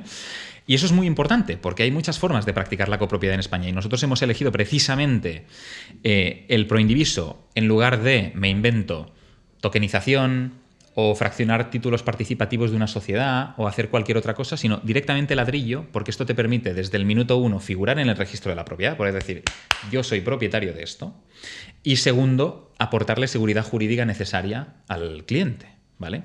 De manera que ellos siguen estando en el registro de la propiedad y si a mí algún día, el día de mañana, me pasase algo, ellos siguen figurando en el registro y siguen teniendo pues, una serie de contratos que se firman a posteriori de copropiedad, de manera que no tienen ningún tipo de afectación legal seria, ¿vale? Como mucho tendrían una afectación, si nos pasara algo, de servicio. De, oye, el servicio de limpieza que te incluimos y lo que hacemos cada día, pues tendrías que contratar un administrador de fincas y ya está, o una empresa que lo gestionara. Entonces, nosotros, una vez tú compras, la habitación nosotros te lo gestionamos todo. Te gestionamos toda la parte legal. Entonces, hay un marco legal, un marco jurídico robusto, ¿vale? Que protege mucho los intereses de cada uno de los copropietarios. Y nos encargamos de toda la gestión, ya sea de los cambios de nombre, suministros, la centralización de los tributos y obligaciones, como por ejemplo, pues hay una pequeña prorrata de la parte de comunidad, de la parte de residuos, de la parte del IBI, ¿no? Que se fracciona entre todos los que están ahí dentro, pero no lo hacen ellos mismos, lo hacemos todos nosotros por ellos, ¿vale? Entonces nosotros gestionamos todo eso, les incluimos una limpieza, les incluimos pues una serie de servicios, somos los mediadores de cualquier cosa que pase allí y entonces ellos viven como si vivieran de alquiler, pero son propietarios, ¿vale? Entonces, la alternativa es tirarlo todo a fondo perdido, que en 5 años o así, pagando 500 euros, pues son 40.000 pavos que tiras a fondo perdido, versus poder ahorrarlos, ¿no? Aparte, hay una parte de intereses, evidentemente, de las entidades financieras que nos ayudan, pero oye, sigue habiendo muchísimo ahorro comparado con cero, ¿no? Y desde el punto de vista de la convivencia, o sí. Quiero decir, porque a lo mejor pregunto unas bobadas, pero bueno, yo imaginándome para nada. la convivencia Sí. con otros copropietarios, imagínate, pues oye, es que yo soy propietario de esta habitación porque lo considero, pues lo que tú dices, en vez de estar pagando, pero no aguanto al que me ha tocado del otro lado, o tengo, no sé, cualquier conflicto de cualquier índole. Súper buena pregunta. ¿Eso cómo se gestionaría? Sí, primero hay un proceso de filtrado, por así decir, es decir, no te puede tocar con cualquiera, sino que nosotros hacemos como un tindering, un matching, ¿vale? Entre los interesados, ¿sí? Entonces se miran intereses demográficos, geográficos, de momento vital, momento profesional, hobbies, temas a nivel de comportamiento, ideológico, culturales, ¿vale? Esto es importante, porque son elementos que nosotros hemos visto en las encuestas que son de fricción total y absoluta, ¿vale? Y entonces esto lo tenemos muy en cuenta. Entonces la gente responde a una serie de formularios que son un poco largos para hacer la aplicación, pero que también les gusta hacerlo porque dicen, hostia, si realmente esto lo están haciendo con todo el mundo, mola, ¿vale? Entonces contestan y nosotros clusterizamos los datos, ¿vale? Es decir, en base a una serie de variables, pues decimos, estos grupos son afines, ¿vale? Como mínimo tienen un 80% de afinidad, perfecto, ¿vale? Entonces sabemos que esos grupos están interesados, me invento, en Chamberí, ¿vale? La zona de Chamberí. Pues entonces nosotros decimos, perfecto, cuando saquemos promociones en Chamberí, contactaremos con todos estos y luego, aparte de la tecnología, les hacemos una serie de entrevistas personales, ¿vale? Para cerciorarnos de que lo que han dicho es cierto y para preguntarles unas últimas cosas. Entonces, aparte de esto que ya te elimina el 80% de los problemas, en los contratos de copropiedad hay unas normas de urbanidad, hay un marco de convivencia, las normas de lo que se puede hacer y lo que no se puede hacer, ¿vale? Y hay, más importante, mecanismos legales por si hay personas que reiteradamente incumplen o existen desavenencias y cómo se resuelven todos estos problemas, donde nosotros pues tenemos un papel importante en esa parte, ¿no? Pero está todo, tú antes de comprar una habitación lees todas las reglas del juego y firmas primero las reglas del juego y luego compras, ¿vale? De forma previa o simultánea a la escrituración de compra-venta. Entonces estás como entrando, oye, yo entro con unas reglas del juego para que todos estemos cómodos y todos nos respetemos, ¿vale? Y ya está. Y si alguien hace el loco, pues existen los mecanismos para poder solucionarlo. ¿Y es posible financiar la compra de esa habitación? Porque no sé, tampoco me imagino que variará mucho en función de si la habitación está en Chamberí o está en otro barrio más periférico. No voy a, por si acaso, a herir sensibilidades, pero entiendo que tampoco todo el mundo tiene por qué tener el dinero upfront, ¿no? Para decir, oye, pues mira, justamente tenía aquí 25.000 euros que en vez de... hace falta también ahorrarlos, ¿no? Entonces, ¿es posible también financiar esa entrada en habitación.com? Sí, exacto. De hecho, esto es parte del valor, ¿no? Que tú puedas, pues solamente pagando estos 500 euros al mes, acceder a la propiedad, ¿no? Sin tener pues 50.000 o 40.000 o los que sean. ¿Con opción a compra? ¿Es una especie de...? No, nosotros funcionamos, al principio lo miramos de hacer con una hipoteca. El problema que tenía la hipoteca es que tenía una garantía solidaria, entonces si tienes, pues imagínate que hay 4 personas en un piso y uno deja de pagar, pues los otros 3 se comen el muerto, ¿no? Entonces no nos podíamos permitir esto, dejamos el tema de las hipotecas de lado y lo que hemos al final encontrado y acordado con varias entidades financieras, pues es un préstamo personal con un subyacente inmobiliario, que es la habitación, ¿vale? Entonces, al final es un préstamo que es a 10-12 años en función del perfil crediticio de la persona, a un tipo de interés que es superior al de una hipoteca. Si la hipoteca ahora mismo está entre el 3 y el 4, una cosa así, pues estamos en el 5-6, estamos en ese entorno, que sigue siendo menos que un préstamo personal al uso que estará en el 8-10 a día de hoy, ¿no? A nivel de mercado. Entonces, lo más importante para el cliente es que a través de esta pieza de financiación lo que pueden hacer o lo que ellos miran es que la cuota sea la misma o inferior a lo que pagarían de alquiler. Esto es lo que miran, ¿vale? Porque al final la alternativa es el alquiler. ¿El alquiler es más caro igual? Pues coño, soy propietario, ¿no? Al final esta es nuestra promesa y propuesta de valor. Y lo hacemos eso, con entidades financieras con las que colaboramos, que son bancos de toda la vida. Claro. ¿Y qué tipo de clientes estáis teniendo ahora mismo? O sea, lo primero, ¿en qué ciudades estáis? ¿Cuál es el público normal que es más gente de 18 o que ya está trabajando pero que tampoco se puede permitir esa entrada a un piso? Según el INE, el 80% de la gente que comparte piso es gente que tiene un contrato indefinido de trabajo. El 80%. Normalmente cuando nosotros pensamos en compartir piso, pensamos en estudiantes. No es verdad. O sea, los números no son estos. La gran mayoría de la gente que comparte piso son trabajadores. Y ese es el tipo de perfil que nosotros tenemos. Sobre todo son trabajadores, gente joven, que tiene cierta conciencia financiera entre 25 y 35 años, que tienen ciertos ahorros y que no quieren tirarlos en un alquiler y que están pues eso, dispuestos a ahorrar un poco y tal. Hemos salido, el 80% de la demanda también se resume en área metropolitana de Barcelona, área metropolitana de Madrid, Valencia, Granada, Málaga y algo de Zaragoza. Esto es el 80% de toda la demanda. Entonces ahora hemos salido en Barcelona, hemos salido en Valencia, hemos hecho un lanzamiento muy grande, o sea, están saliendo muchas habitaciones de forma bastante seguida y ahora saldremos, hay varias habitaciones que están en cola en el horno a punto de salir en Granada, en Zaragoza y en Madrid y más en Valencia. De nuevo, es que Valencia está explotando, o sea, es una cosa bastante loca y tenemos mucha demanda allí. Y nada, pues ahora estamos con esto y la suerte que tenemos es que hay tanta demanda y tanto interés que normalmente las ventas se hacen, o sea, el sold out es en 24 a 48 horas. O sea, tenéis más demanda que oferta ahora mismo. Muchísima más. Claro, tenemos una lista de espera de 15.000 personas y claro, necesitamos producto. Evidentemente no vas a convertir a las 15.000 personas, pero que solo con que tenga que convertir el 10%, ¿vale? O el 5%, necesito inmuebles a punta pala, ¿no? Entonces lo que estamos haciendo es, al principio, de forma granular, nosotros detectábamos inmuebles en el mercado que estaban en un estado deplorable, que necesitaban muchísima reforma, los compras a buen precio, los reformas enteramente y entonces esto es lo que ofrecías al cliente, ¿no? Y a día de hoy lo que hemos hecho es pivotar un poco, porque esto al final pues no es lo escalable que querría uno, ¿no? Si tienes que meterte en todos los inmuebles, aparte de la financiación que necesitas. Y lo que hemos hecho es asociarnos con varios partners que lo que hacen es ellos construir la oferta como nosotros la queremos, donde la queremos y para la gente que queremos, con unos estándares de calidad muy concretos y tal. Y que esto lo puede ver la gente en la página web.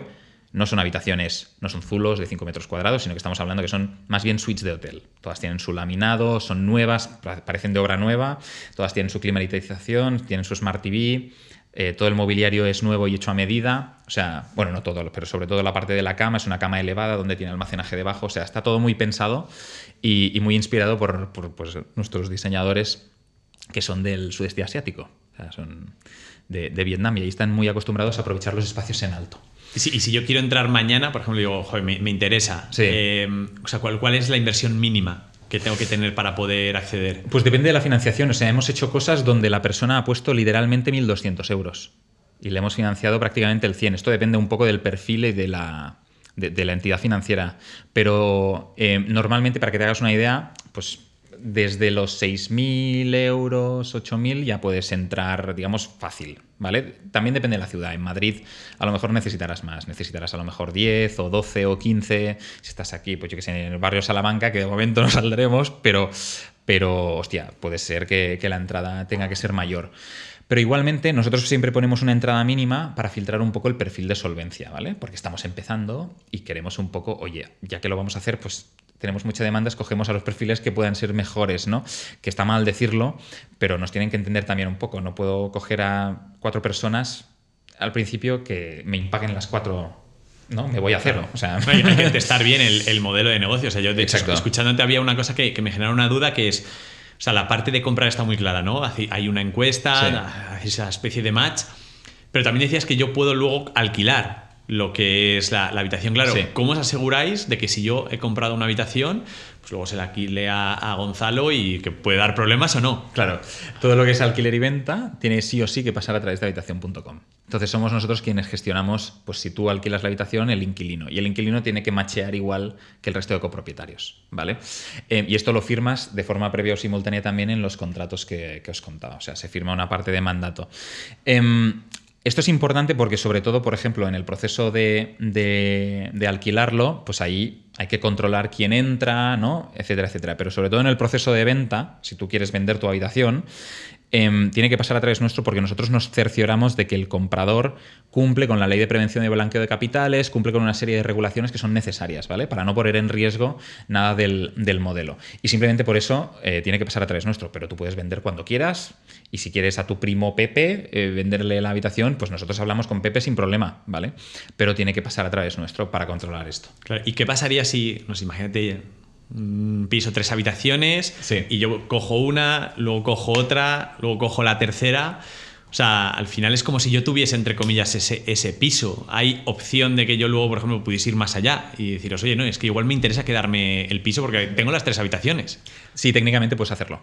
Exacto, sí, sí. De momento, o sea, no lo estamos permitiendo a nivel de negocio porque queremos validar mucho que la gente se lleva bien, o sea, realmente estar seguros de que el modelo es robusto y funciona, pero técnicamente no hay ningún problema. Tú puedes comprar pues 2 partes indivisas o 3 o 4 o todas y quedarte con todo el piso progresivamente. De hecho, es algo muy interesante porque cuando hay pues X personas viviendo en el piso como copropietarios y una quiere vender, en una situación de condominio dice la ley que los otros copropietarios tienen derecho de tanteo. Esto es lo primero que tiene que ocurrir. Y entonces pues te pueden ofertar, oye, pues tú te vas, pues me la quedo, ¿vale?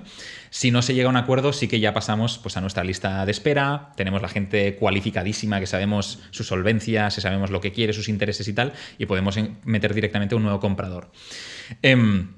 Y luego, si no, pues vamos a las plataformas online pues tradicionales como Idealista, Fotocasa, Pisos.com, Mil Anuncios, etcétera. Y si no, partners locales o agencias inmobiliarias locales, de donde sea. Y en última instancia, nosotros también ofrecemos un servicio de recompra. ¿Y el precio de venta, quién lo establece? O sea, ¿es por mercado en ese momento de venta? Sí, o precio de mercado.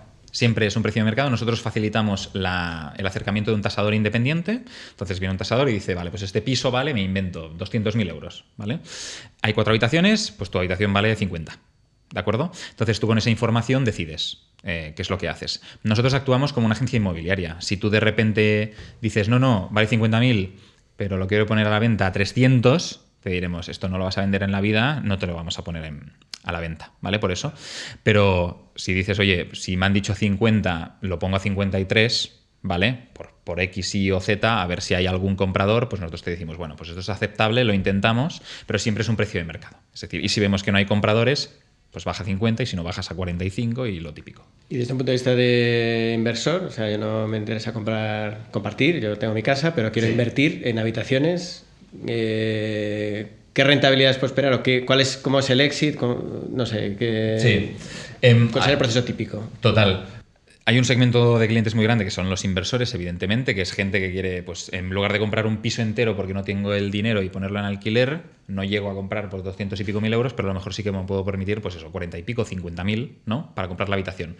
Como mínimo estamos arrojando rentabilidades netas, o sea, ya incluyendo nuestra tarifa y todo, del 7%, netas, ¿vale? Ya de forma totalmente pasiva. Es decir, ya gestionando nosotros todo y tal, te queda un 7 neto, incluyendo el IBI y todo.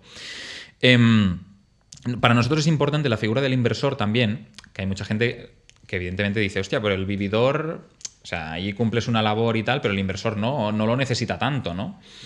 Pero sí que es importante tener esta dualidad. Para nosotros le damos mucha prioridad siempre a los vividores, siempre. En cualquier lanzamiento tienen muchos beneficios, digamos, sobre todo preferencia y tal, pero el inversor es importante tenerlo también contento porque si están viviendo X vividores en un piso y quieren venderlo, tú necesitas liquidez inmediata.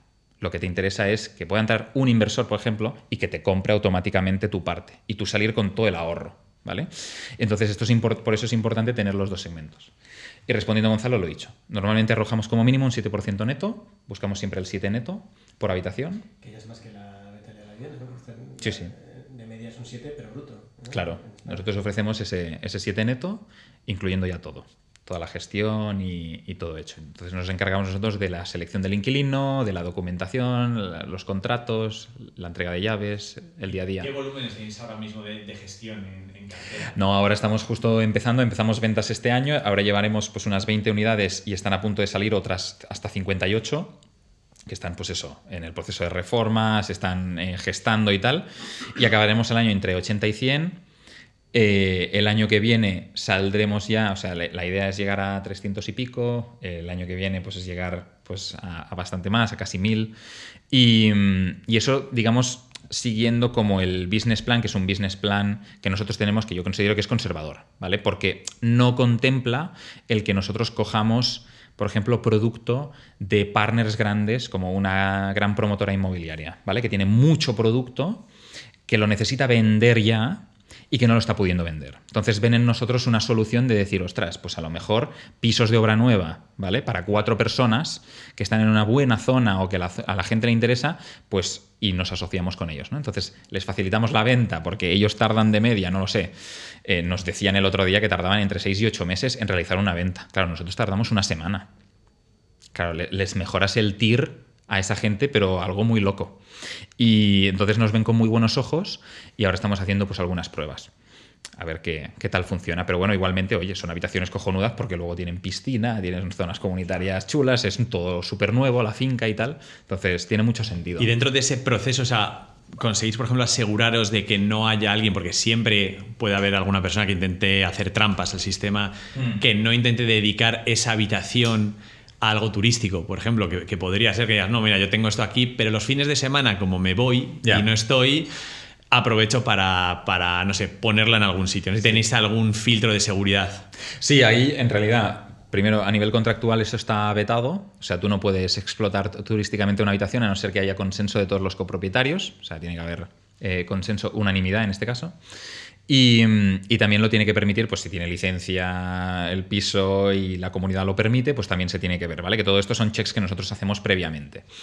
De todas formas, evidentemente, si tú lo haces, que esto es importante, ¿no? Aquí no estamos hablando de la ley de arrendamientos urbanos, aquí estamos hablando del Código Civil, ¿vale? Porque de momento la ley de arrendamientos urbanos regula todo lo que son alquileres de larga estancia y viviendas completas, por así decirlo, pero todo lo que es alquileres temporales, turísticos, habitacional y tal, está en el Código Civil por ahora recogido. Y eso significa, es importante, porque digamos, los inquilinos que acceden allí, por ejemplo, en el caso turístico, no están tomando en ningún caso posesión del inmueble, ¿vale? Como sí que ocurre en la LAO. Con lo cual, si hubiese algún tipo de problema o de problemática, Habitación.com tiene las llaves de las zonas comunes, puede entrar en la casa y puede solucionar el problema, ¿vale? Cosa que no ocurre en la LAU, ¿vale? La LAU sí que toma posesión del inmueble. Entonces es mucho más problemático entrar en una casa. Bueno, no puedes entrar. No, y, o sea, a nivel de seguridad es algo bueno, ¿no? Porque a mí a veces el tema de compartir pisos, o sea, yo cuando vine a Madrid hace ya, pues eso, 15 años, pues a mí me hubiese encantado tener un modelo como el vuestro, porque a mí me pasaba de llegar aquí, tener que pagar 400 euros en su momento por solamente lo que era la habitación, más luego paga gastos, come y vive en Madrid, que no es una ciudad evidentemente barata, no lo era hace 15 años, no lo es ahora tampoco, claro. y no lo será seguramente en el futuro, ¿no? Entonces, claro, tener una solución como esa es fantástica, pero yo me encontraba en ese momento siempre el problema de, claro, quiero vivir con amigos porque me da seguridad, porque luego puedo tener experiencias un poco negativas. Entonces el hecho de que podáis dar esa seguridad también, sobre todo de no tengo que irme a vivir sí o sí con un amigo, sino que puedo irme a un sitio donde hay un gestor que vela por tener gente del estilo de vida similar al mío, pues es una garantía todavía a mayores para las dos partes. O sea, ¿qué cosas ves tú o cómo te gustaría evolucionar el modelo? O sea, ¿hacia dónde ves que podría seguir creciendo? ¿Es un tema de llegar a tener un bloque entero o seguir viendo zonas más concretas? No, evidentemente o sea, digamos, lo que tiene más sentido sobre todo es aumentar mucho la oferta, ¿no? Estamos viendo que tenemos muchísima demanda, ahora tenemos un problema de oferta y tenemos que sacar mucha oferta, con lo cual, cuanto más grande es la pieza, mejor, ¿vale?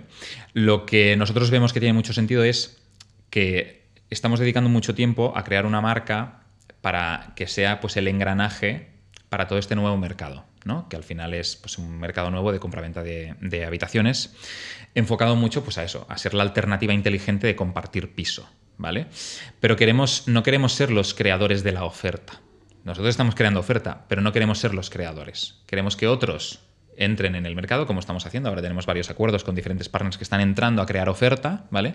Y nosotros ser el layer que aporte la parte jurídica, que aporte la seguridad del servicio y todo lo que hacemos, y la parte financiera, ¿no? Entonces nosotros convertirnos en esto, y porque la barrera de entrada no está en construir una habitación. Todo el mundo puede echar una foto a las habitaciones que nosotros hacemos y plagiarla, ¿no? Ahí no está la barrera de entrada. La barrera de entrada está en toda la parte jurídica, que ha costado una pasta y no lo tiene y es algo totalmente nuevo, en la parte financiera, que también la hemos creado nosotros, y en la parte comercial, ¿no? En controlar la demanda y saber hacerlo. Entonces, ese es el futuro, yo creo que y si yo soy propietario y digo, oye, Uri, que quiero poner mi piso a, no sé, pues a la venta por habitaciones, porque me interesa más, porque no me apetece venderlo entero. O sea, ¿cómo podría hacerlo con vosotros? No, pues simplemente ahí te pones en contacto con nosotros y nosotros evaluamos la operación.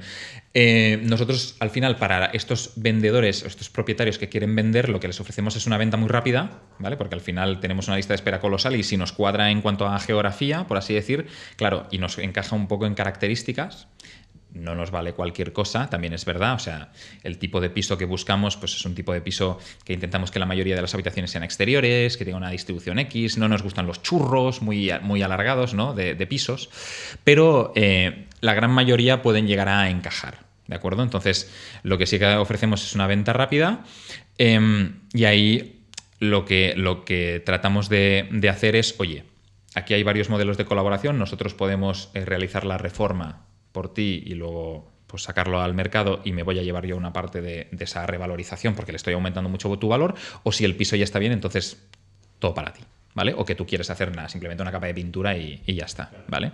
Así que esto es un poco... Claro, ¿cómo ganáis dinero vosotros?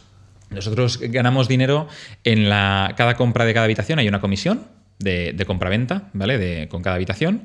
Luego gestionamos, hay un fee recurrente mensual que paga el copropietario, que incluye todo lo que os he comentado, toda la gestión, todos los cambios, los suministros, cambios de nombre, la centralización de los tributos y las obligaciones, o sea, todo eso, el servicio de limpieza, está todo metido allí y hay un pequeño fee mensual.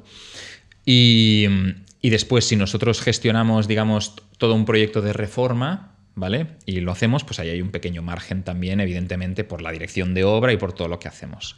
Pero básicamente es la comisión de compra-venta y la gestión. Esto es el core, ¿vale? Entonces, viendo esto, sí que necesitas mucho volumen para que realmente pueda funcionar. Pero bueno, no nos importa porque sí que consideramos que puede llegar a tener mucho volumen. O sea, de momento... Y desde el punto de vista de la inversión, que aquí en Urbanita es algo que nos encanta en cada proyecto, pero es que lo hacemos. Bueno, no sé si nos encanta, pero desde luego lo hacemos, que es detallar mucho en cada proyecto los riesgos que existen, ¿no? Entonces, desde el punto de vista del inversor que se plantea invertir en habitación.com, sí. ¿A qué riesgos se enfrenta? ¿Qué es lo que puede salir mal? Pues para que llegar a perder dinero o decir, oye, no recuperar el capital incluso. Sí, a ver, pueden salir mal en el sector inmobiliario, hay cosas que pueden salir mal. Yo normalmente lo asocio sobre todo a la parte regulatoria, que de repente pues no venga pues X partido político de turno y diga, pues a partir de ahora esto está prohibido, ¿no? Que está muy de moda. Esto está prohibido. Nosotros precisamente hemos escogido pues una forma jurídica que está establecida en el derecho español desde el 1880 y que está hiperregulada, ¿vale? Ya para que no puedan tocar cosas, que es el proindiviso. O sea, tú no puedes alterar el cómo la gente adquiere las casas, ¿no? Pero bueno, todo puede pasar. Entonces hay un riesgo, yo creo, regulatorio que podría ocurrir ciertas cosas. Y luego hay una parte, digamos, a lo mejor de ese mercado secundario que en algún momento, pues oye, yo quiera salir de la operación y no encuentre un comprador, ¿no? Entonces podría llegar a ocurrir. En ese caso, en el peor de los casos, nosotros no estamos haciendo ningún tipo de división horizontal dentro del piso. O sea, sigue siendo una unidad registral, con lo cual, en el peorísimo de los casos, se puede vender toda la unidad al mercado como un piso normal, ¿vale? Y que cada uno se lleve su parte. No nos gustaría, porque entonces va en contra del modelo, pero es siempre un plan de escape absoluto, ¿vale? Que al final todas las partes acaban contentas porque, oye, recupero mi capital y ya está, ¿vale? Pero bueno, digamos que sería un plan Z o un plan de escape si hay una Exacto. Si hay una hecatombe y no podemos encontrar compradores para las habitaciones, siempre se puede hacer esto. Bueno, Uri, nos vamos acercando, yo creo que nos hemos pasado ya de nuestra hora, lo cual es una buena señal. No sé si nuestros espectadores estarán todavía ahí, espero que sí. Pero bueno, vamos a ir concluyendo, podríamos hablar mucho tiempo más contigo. Con las dos preguntas que solemos hacer siempre a nuestros invitados. La primera de ellas pues es una empresa de inversión, es cómo invierte, en este caso, cómo invierte Uribyes. Pues Uribyes invierte en ladrillo, o sea, mi asset allocation siempre ha sido inmobiliario, renta variable, a través de fondos indexados, cuanto más pasivo mejor. El inmobiliario igual, o sea, es muy patrimonialista de comprar inmuebles para que se alquilen en tradicional y ya está. Algo de renta fija ya va a tener. Cripto, que separo mucho lo que es Bitcoin del resto de proyectos. Entonces yo soy muy fundamentalista de Bitcoin desde el principio porque creo que tiene sentido. El resto son promesas de pago que creo que todas no tienen sentido, ni mucho menos. Y luego hay un pequeño portafolio de startups. Entonces así es como... Y hace unos años, no sé, en un desglose que hacías, había ahí una pequeña parte de crowdfunding. ¿Cómo evolucionó esa pequeña parte? Sí, en esa parte de startups, exacto, en esa parte de startups hay una parte que inicié yo a través de crowdfunding y ha ido evolucionando, yo creo que muy bien. Para mí es una fantástica forma de poder ganar exposición a ciertos mercados que no son accesibles para el público general y por eso lo hice.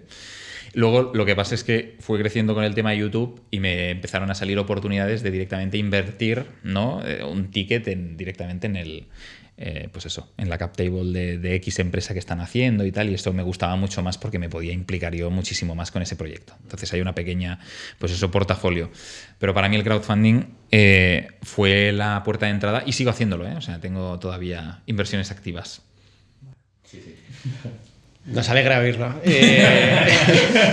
Sí, también he probado el crowdfunding inmobiliario y creo que es una forma, déjame decirlo también, Gonzalo, que yo creo que es una forma... Pero con honestidad, o sea... Honestidad. Sí, de hecho, mira, os seré súper transparente. Yo al principio no me gustaba el crowdfunding inmobiliario, porque a mí la cosa que más me gustaba del sector inmobiliario en general era el apalancamiento.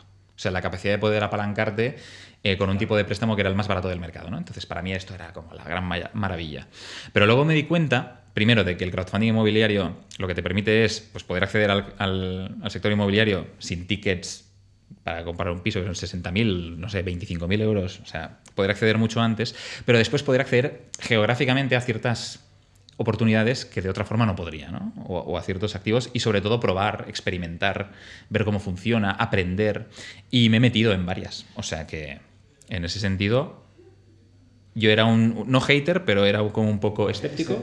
O sea, nosotros decimos siempre una cosa que es el hecho de que no todo el mundo y vosotros, bueno, vuestro proyecto está diseñado para la gente que sobre todo, aunque luego haya todo tipo de inversores o gente que quiera, pero no puede acceder a esa vivienda inicial, ¿no? O le cuesta mucho el tema de, oye, tiro todos los meses un dinero. El crowdfunding inmobiliario surge un poco para justamente democratizar esa parte de quiero acceder a promociones inmobiliarias. O sea, si tú lo piensas hace 20 años, poder invertir en un proyecto de obra nueva, pues lo que tú dices, ¿no? Aquí en Chamberí o el que hemos tenido en Narváez, cualquiera, era imposible, porque o venías con un capital muy grande o estabas metido con un capital muy grande en un fondo o no había forma, ¿no?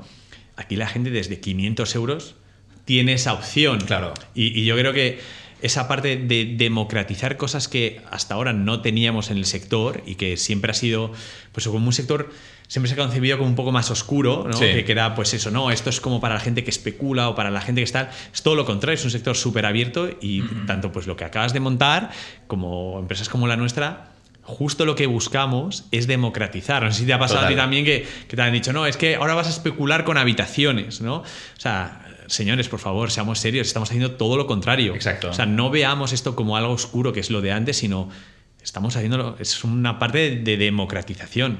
Democratización y que estás aumentando, o sea, ahora mismo en el mercado hay una escasez de oferta brutal y gracias a estos modelos que proliferan se aumenta la oferta. Es decir, estás permitiendo que más gente acceda a una vivienda, acceda pues, a un local, a un negocio, a tal. Estás aumentando la oferta, que es el principal problema que tiene a día de hoy el mercado español. Para mí, y estoy totalmente de acuerdo con lo que comentas, porque creo que faltan muchos más modelos todavía para que realmente se pueda cubrir el déficit que existe de oferta. que no quiero entrar mucho en ese jardín, porque entonces es una hora más de podcast, Gonzalo. Te podemos invitar otro día.